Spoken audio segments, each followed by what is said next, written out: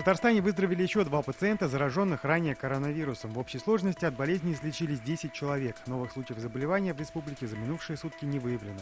В России за сутки подтверждено 1175 новых случаев. Всего в стране за этот день 8672 заболевших.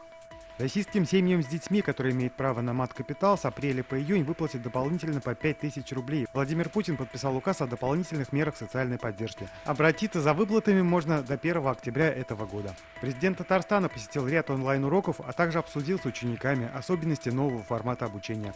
Учителя сейчас используют несколько платформ и попросили президента рассмотреть возможность проводить все уроки на одной платформе. Рустам Миниханов сообщил, что профильные министерства этим уже занимаются.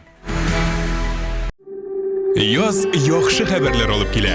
Yangi asr kanalında dünya ko'rgan Жылы izleyjonlar filmin qabat qarorga tilaysizmi? Ko'p sonli tomoshachilar so'rovi bo'yicha filmning barliq seriyalarini hozir tnv.ru saytida ko'rarga bo'ladi.